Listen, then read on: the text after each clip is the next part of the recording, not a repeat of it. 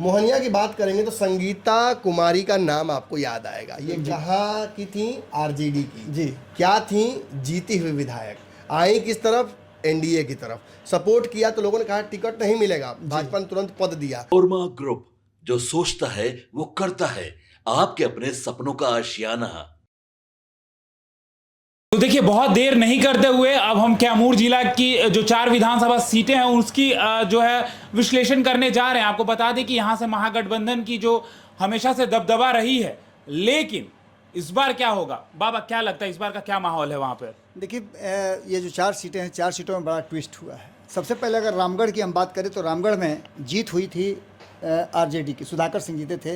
लेकिन बीच में 2024 में लोकसभा का चुनाव जीतने के बाद ये सीट खाली हो गई थी, उपचुनाव हुआ था और यहाँ झटका महागठबंधन को एनडीए ने दे दिया था।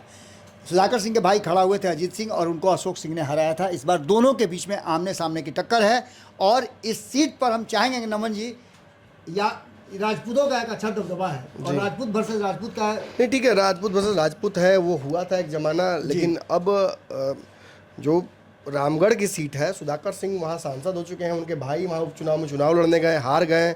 इस क्षेत्र में बीएसपी का प्रभाव है, यहाँ राजद है नहीं कहीं।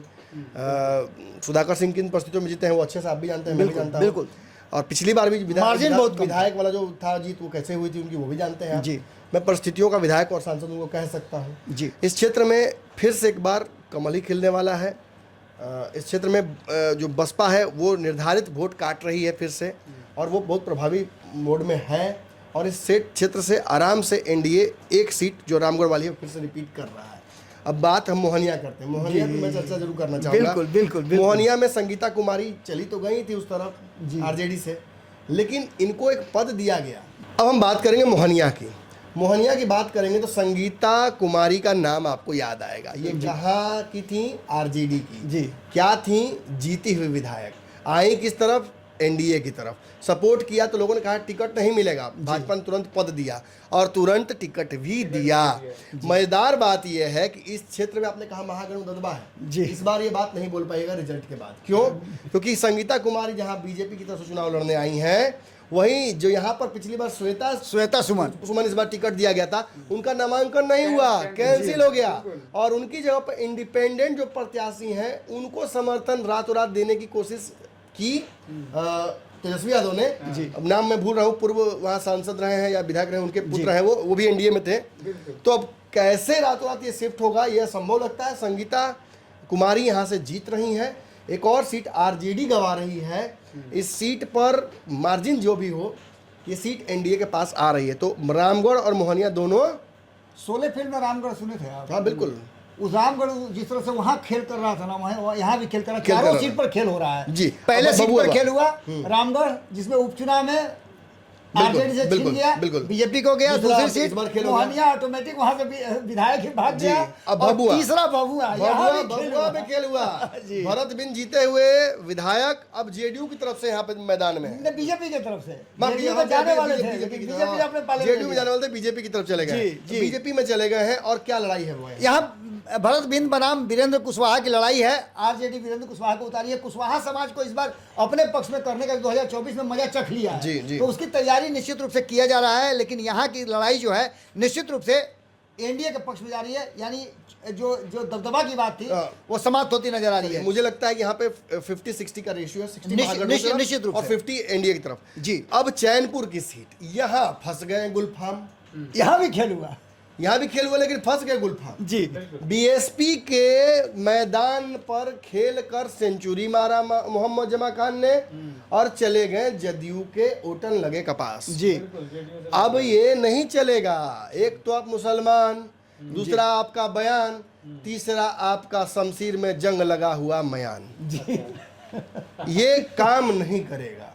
हाथी का शिकार करना है जी। और आप अब हाथी पे सवार नहीं है, पैरों के नीचे आना तय। बिल्कुल।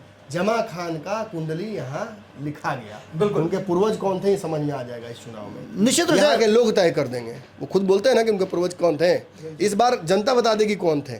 इस सीट पर पेच फंस गया है। मलाह और जो राजद के जो वोटर हैं यहाँ अच्छी जनसंख्या है, कोशिश पूरा करेगी जदयू, ब्रजकिशोर बिंद को यहाँ उतारा, दिमाग पूरा लगाएगी। लेकिन यहाँ से कुछ होना नहीं है, क्योंकि समीकरण से जीते थे जमा खान। बिल्कुल। लहर के विपरीत बसपा वालों ने जिताया था। जी, बिल्कुल। और वो छोड़कर भाग गए थे। निश्चित तो रूप। उसका कुछ नुकसान तो झेलना पड़ेगा ना। जी, तो एक सीट ऐसा आपके समझ से फंसता हुआ दिखाई दे रहा है, जो कि नहीं, मेरे हिसाब से 2 सीट भभुआ भी मुझे लगता जी। है और चैनपुर में लेकर 2 सीटें मुझे लगता है कि ये हार सकते हैं। मतलब मैं भभुआ को लेकर 60% हूँ। यानी आप मान के चलिए कि मैंने 2.25 हाँ, 3.25 बोल सकते हैं। हाँ, और चलिए। देखिए जैसा ट्रेंड चल रहा है 3 भी आप बोल सकते हैं। 3 भी आप चलिए।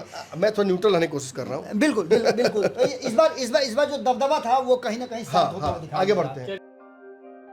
आपके सपनों को हमने सजाया है, ई होम्स पैनोरामा को हमने बनाया है। ई होम्स मेरा एक सपना था जिस पे मैं पिछले 4 साल से काम कर रहा था। हमने जो बनाया है वो सबने है माना। ई होम्स पैनोरामा में हो आपका भी आशियाना।